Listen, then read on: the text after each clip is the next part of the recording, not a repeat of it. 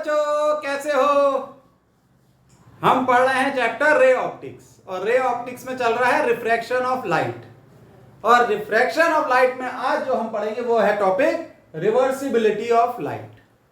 तो ये जो रिफ्रैक्शन ऑफ लाइट है इसके सारे टॉपिक स्नेल्स लॉ पे बेस्ड हैं। और स्नेल्स लॉ तब लगता है जब लाइट एक मीडियम से दूसरे मीडियम में ट्रेवल करती है। तो चलो आओ इसी तरीके का एक डायग्राम बना लें जिसमें लाइट एक मीडियम से दूसरे मीडियम में ट्रेवल करेगी। तो ये है हमारा एक कंटेनर जिसमें पानी भरा है। क्या भरा है भाई? पानी। ऐसे जरा दूर दूर करके दिखाएंगे ये पानी की लहरें। सही है? ये है वाटर। और ये जो लाइन है ये एयर और वाटर को अलग कर रही है, इसे हम कहते हैं इंटरफेस। और ऊपर क्या है? ये एयर। वाटर डेंसर होता है, एयर एक रेयरर मीडियम है। अब एक रे ऑफ लाइट आई, ये आई आपकी रे ऑफ लाइट और ये कहलाती है इंसिडेंट रे ऑफ लाइट। ये ए पॉइंट पर यहां इंटरफेस को स्ट्राइक करेगी। यहां से हमने बनाया एक नॉर्मल।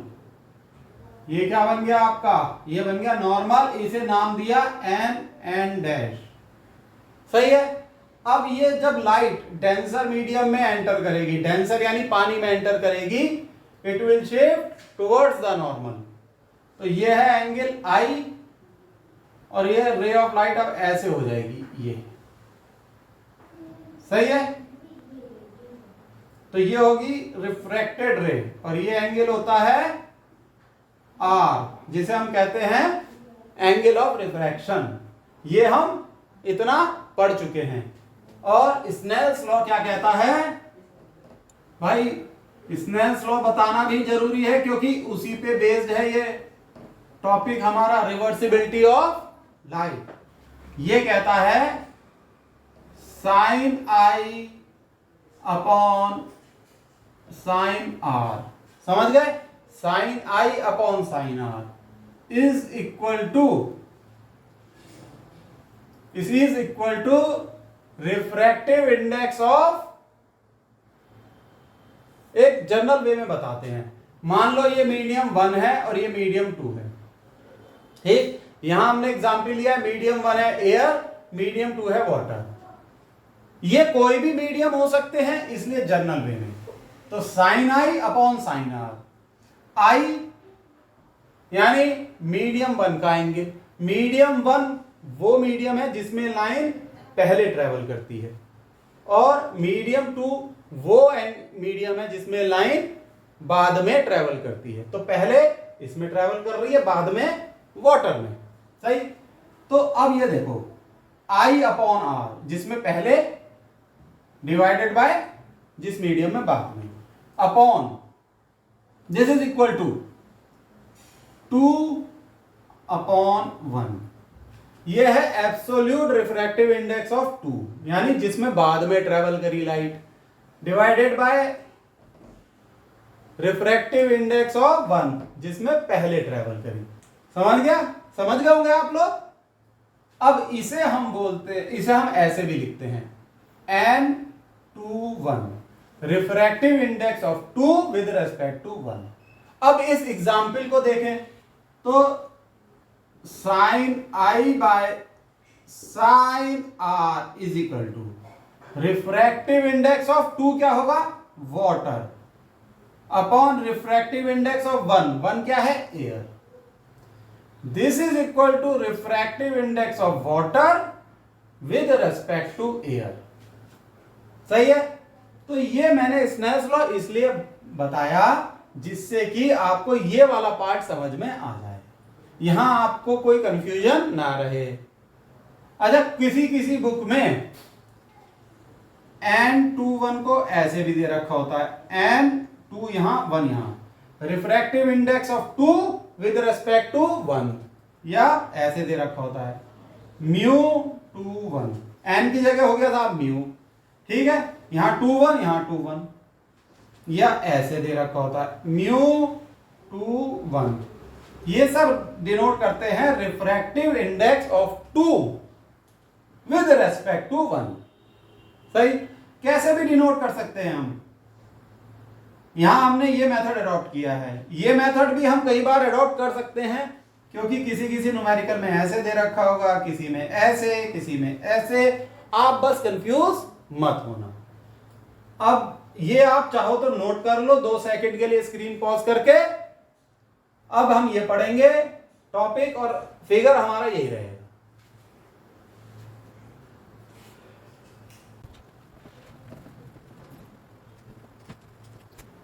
अब हम आ जाते हैं असली टॉपिक, यानी रिवर्सिबिलिटी ऑफ लाइट।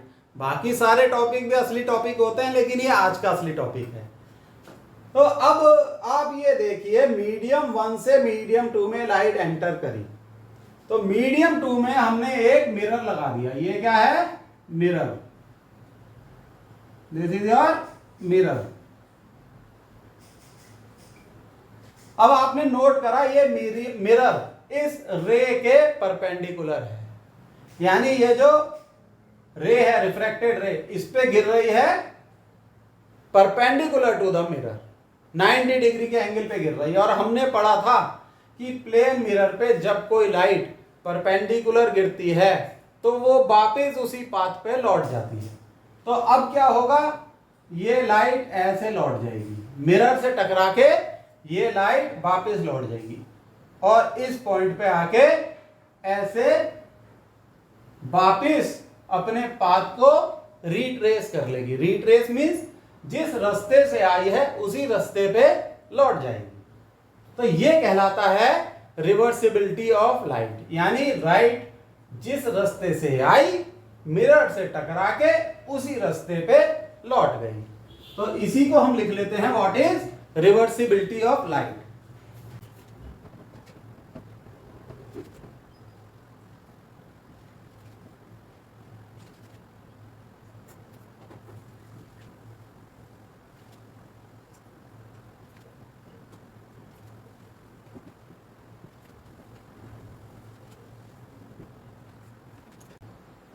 तो इसको बहुत आसान सी भाषा में लिख दिया है, जिससे आपको यह ध्यान रहे concept. If a ray of light after passing through number of refractions and reflections has its path reversed, then it retraces its path. This is called reversibility of light. यानी कि रिफ्रैक्शन और रिफ्लेक्शन के बाद अगर उसका path reverse हो जाता है तो वो अपने पाथ को रिट्रेस करती है, जिस पाथ से आई उसी पाथ से लौट गई। It is called reversibility of light. तो ये डायग्राम बना लो और इसे नोट डाउन कर लो।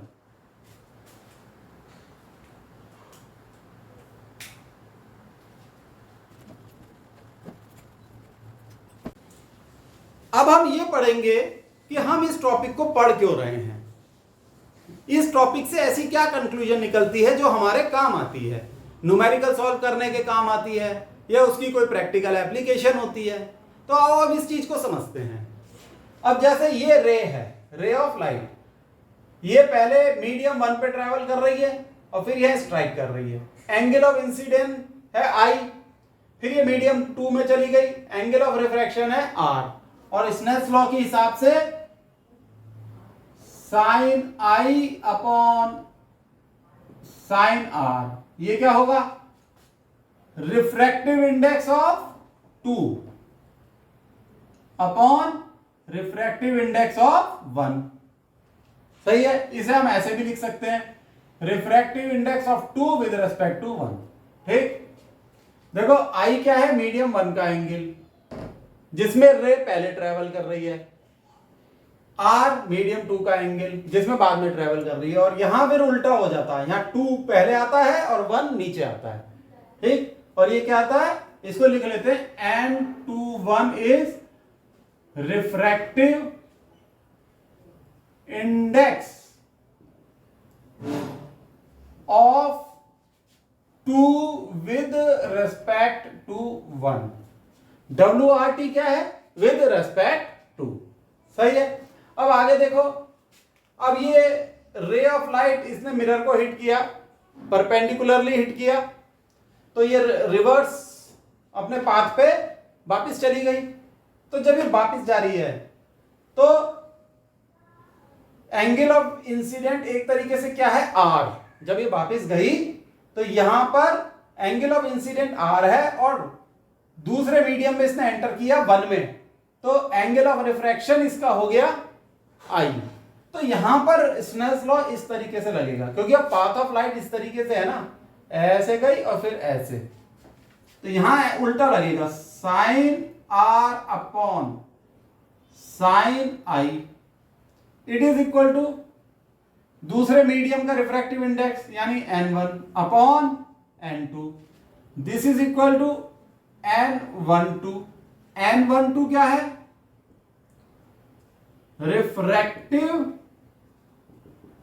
Index of 1 with respect to 2। अब हमारे पास ये दो इक्वेशन आ गई, ठीक है बच्चों। अब इन दो इक्वेशन को देख के आपको क्या लग रहा है, इन्हें मल्टीप्लाई कर दें तो बहुत फायदा होगा। Multiply 1 and 2, multiply 1 and 2। अब इनको मल्टीप्लाई किया आपने तो sine I upon sine r multiplied by sine r upon sine i is equal to n21 into n12। तो ये तो 1 हो गया, कट गया ये आपस में।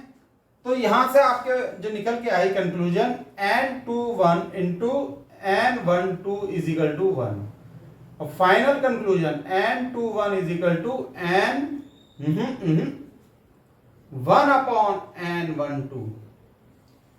तो रिवर्सिबिलिटी ऑफ लाइट के कंसेप्ट से ये बात निकल के आती है, means refractive index of medium 2 with respect to 1 is reciprocal of refractive index of 1 with respect to 2। अगर मीडियम 1 एयर है और मीडियम 2 वाटर है तो यहां से ये बात निकल के आती है, refractive index of water with respect to air is equal to refractive 1 upon refractive index of air with respect to water. ये बात निकल के आती है। तो ये छोटी सी कंक्लूजन न्यूमेरिकल्स में आपके काम आएगी, इसे नोट डाउन कर लो बच्चों।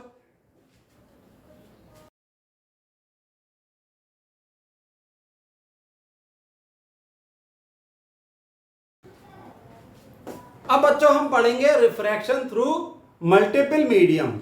ठीक, हेडिंग डाल लेते हैं, रिफ्रैक्शन थ्रू मल्टीपल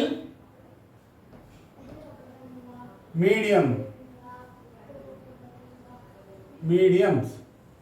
एक से ज्यादा मीडियम है और जितने भी मीडियम है वो एक दूसरे के पैरेलल हैं। देखो पिक्चर बना देता हूं, अभी आपको समझ में आ जाएगा। जैसे ये एक मीडियम है, इट इज वाटर, ये क्या है, वाटर, और नीचे इसके क्या है, आप समझ ही गए होंगे, नीचे है इसके ग्लास। सही है, ग्लास को ऐसे ऐसे दिखा दो।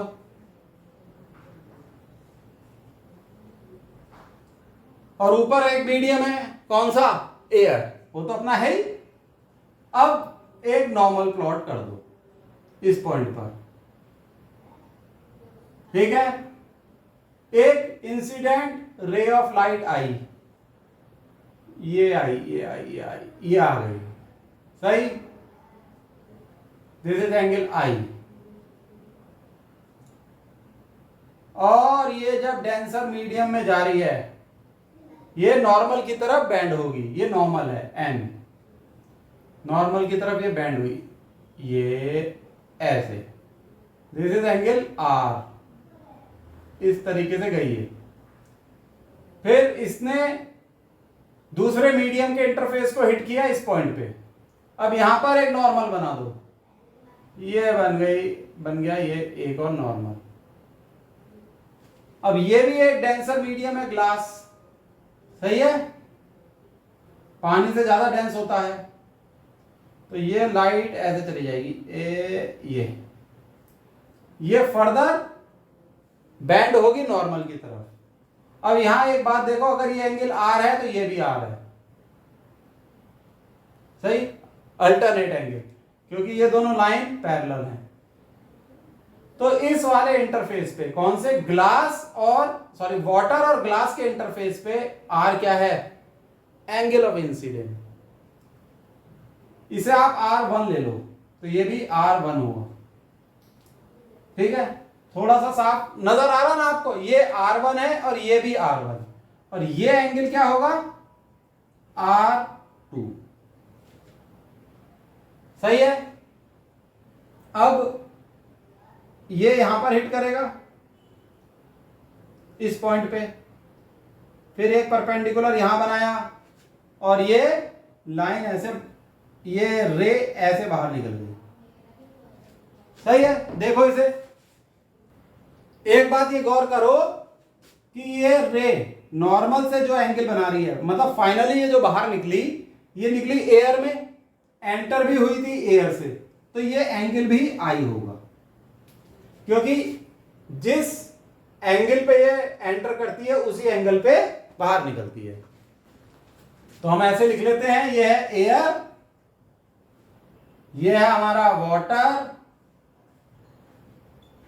यहां ग्लास, और यहां फिर से एयर। इन जनरल हम ले लेते हैं, this is medium 1, medium 2, medium 3, and again this is medium 1।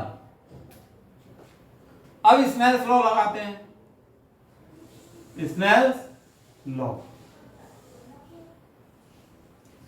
पहले स्नेल्स लॉ लगाएंगे हम यहां, for medium 1 and 2, for medium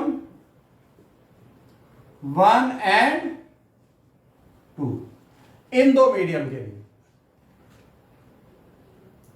sign I by sine R1 is equal to, या एंगल ऑफ रिफ्रैक्शन क्या है, R1 is equal to refractive index of 2 upon refractive index of 1, this is equal to refractive index of 2 with respect to 1। सही है, आ गई बात समझ में, बहुत अच्छा। अब लिखो, फॉर मीडियम 2 and 3, 2 and 3, इनको देखो, ये इनका इंटरफेस है।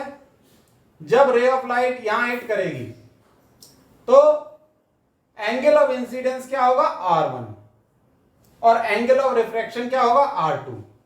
Clear.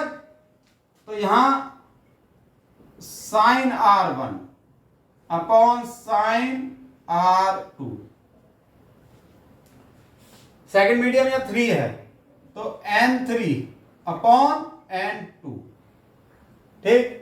This is equal to refractive index of 3 with respect to 2। आ गई ये बात।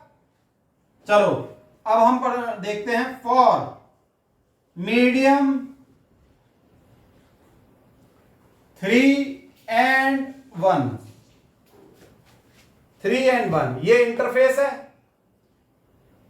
अब ये R2 है तो ये एंगल कितना होगा, ये भी R2 होगा, अल्टरनेट एंगल है ये दोनों, सही है, इसमें कोई परेशानी थोड़ी है। तो एंगल ऑफ इंसिडेंस यहां R2 है, और रे किस एंगल से बाहर निकल रही है, Y, तो एंगल ऑफ रिफ्रैक्शन क्या है, I, ठीक है, I से बाहर निकल रही है ना, तो यहां हो जाएगा sine R2 upon sine I is equal to, ये होगा N1 upon N3, this is equal to refractive index of 1 with respect to 3। अब ये हमारे पास 3 इक्वेशन आ गई। कितनी इक्वेशन आ गई बच्चों, 3, बहुत बढ़िया। 1 2 3, तीनों को मल्टीप्लाई कर दो, तीनों को मल्टीप्लाई कर दो। Sine I by sine R1 into sine R1 upon sine R2 into sine R2 upon sine I. तो ये तो लेफ्ट हैंड साइड मल्टीप्लाई हो गई, राइट हैंड साइड क्या होगा? ये ले लो n21 multiplied by n32 multiplied by n32 multiplied by n13। देखो मैं बोर्ड के आगे से हट जाऊं, ठीक है। n21 multiplied by n32 multiplied by n13, ये तो सब कट के 1 रह जाएगा, ये इससे कट गया, ये इससे कट गया और ये इससे, तो आया n21 into n32 into n13 is equal to 1। ये हमारी कंक्लूजन निकल के आई। इसे रब कर देते हैं। देखो ध्यान से, एक खास बात आपको मैं बताने जा रहा हूं, ठीक है। वो ये है कि हम 1 को ले लेते हैं एयर, जैसे ले रखा है यहां, 2 को वाटर, एयर का सिंबल होगा ए, वाटर का सिंबल होगा W, और 3 को ग्लास, इसका सिंबल होगा G। तो अब इस इक्वेशन को हम ऐसे लिख सकते हैं, N21 यानी water with respect to air multiplied by N32 यानी glass with respect to water into N13 means air with respect to glass equal to 1। हमसे न्यूमेरिकल में मान लो पूछा जाता है find refractive index of glass with respect to water, तो हम ये निकालेंगे NGW equal to 1 upon NWA multiplied by NAG। सही। और अगर हमसे पूछा जाए find refractive index of water with respect to glass, उल्टा पूछ ले, water with respect to glass, तो इट इज 1 अपॉन NGW, इसका रेसिप्रोकल अभी जो पढ़ा था हमने रिवर्सिबिलिटी ऑफ लाइट में, सही है। अब ये हो जाएगा आपका NWA into NAG means refractive index of water with respect to glass equal to refractive index of water with respect to air multiplied by refractive index of air with respect to glass. ऐसे भी याद कर सकते हो, W, G is W, A into A, G, बीच में ये A आ जाएगा दोनों में, है ना सही तरीका। या इस तरीके से भी लिख सकते हो NWG equal to NWA divided by NGA, ऐसे भी लिख सकते हो, सही है। इसको हमने रेसिप्रोकल में ले लिया। तो ये फायदा है इस कंसेप्ट का और पिछले कंसेप्ट को पढ़ने का। पिछला मीन्स रिवर्सिबिलिटी ऑफ लाइट को, तो आप रिफ्रैक्टिव इंडेक्स अलग अलग मीडियम के निकाल सकते हो, इससे रिलेटेड न्यूमेरिकल भी आएंगे, सही है। इसे नोट डाउन कर लो बच्चों।